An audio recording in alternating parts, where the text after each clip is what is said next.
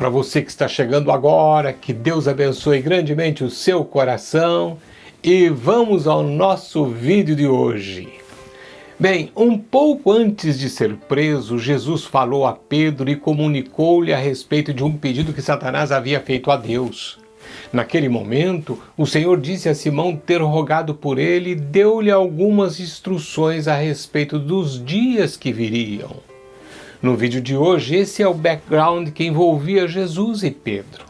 Interessante é que nós estamos em plena sexta-feira, onde a crucificação é lembrada em todo o mundo.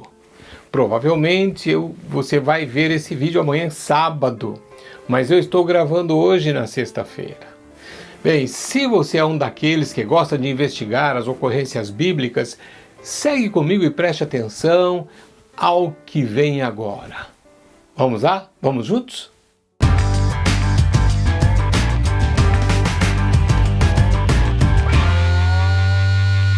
Eu tomo Lucas capítulo 22, versículos 31 a 34. Acompanhe comigo. Simão, Simão, eis que Satanás vos reclamou para vos peneirar como trigo. Eu, porém, roguei por ti para que a tua fé não desfaleça. Tu, pois, quando te converteres, fortalece os teus irmãos.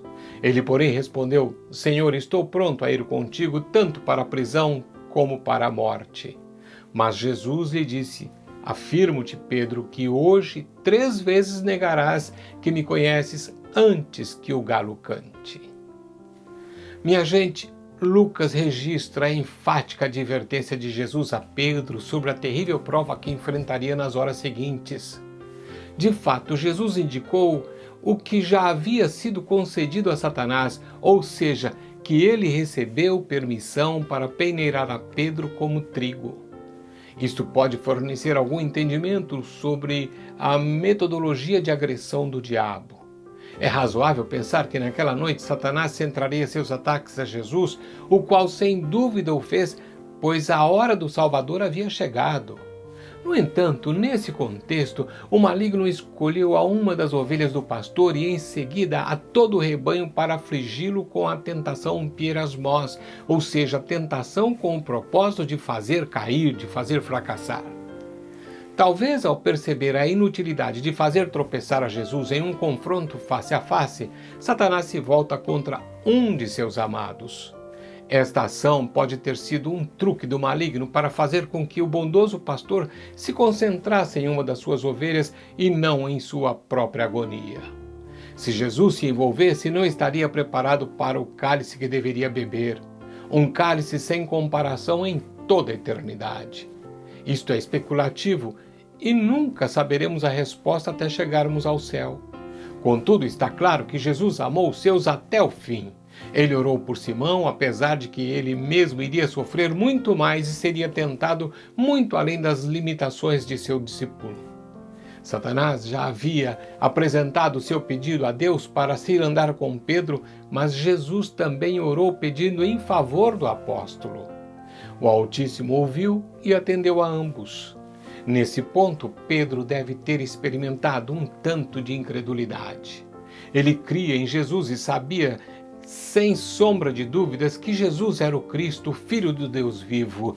Porém, penso que Simão não acreditou no que o Senhor lhe disse. Se há alguma dúvida, veja novamente o texto bíblico que iniciamos o nosso vídeo de hoje. Isto é, Lucas 22, 31 a 34. A oração de Jesus ao Pai foi para que a fé de Pedro não desfalecesse e logo a seguir o instrui dizendo que, quando se convertesse, deveria fortalecer ou animar a seus irmãos. Muita gente pensa que Pedro não era convertido, mas a palavra grega traduzida para o português como conversão não carrega o sentido do novo nascimento. O termo é um verbo comum e significa girar, voltar. O emprego dessa palavra indicava que Pedro cairia, mas voltaria e cumpriria a exortação do Senhor: fortalece os teus irmãos. Jesus não profetizou, mas fez uma declaração acerca do que estava ocorrendo nesse momento. Pedro, todavia, não podia conceber que isso fosse uma realidade e o demonstra em sua resposta ao Senhor pois protestou que era capaz de ir até a morte por Jesus. O discípulo foi peneirado como trigo, mas se recuperou e fortaleceu a seus irmãos. Continuou nessa missão nos dias posteriores à crucificação de Jesus e prosseguiu pelo resto de sua vida. Naquela ocasião, o Senhor estava no Monte das Oliveiras e provavelmente, enquanto se dirigia para o horto do Getsemane, se deu a conversa com Pedro e os demais discípulos.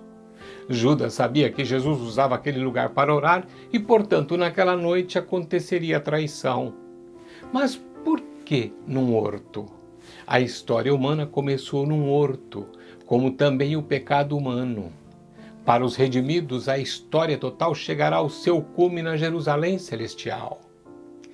Contudo, entre o horto onde o homem falhou e a cidade celestial se acha o Getsemane, o horto onde Jesus aceitou o cálice que o Pai lhe deu. Conclusão, irmãos. O primeiro Adão se rebelou no horto do Éden e trouxe o pecado e morte ao mundo. Porém, o último Adão se submeteu no horto do Getsemane e trouxe vida e salvação para todos os que creem. Aleluia! Continuamos no próximo Simplificando, por isso não perca, porque tem muita coisa ainda vindo por aí. Que Deus te abençoe e até lá, se Ele assim o permitir.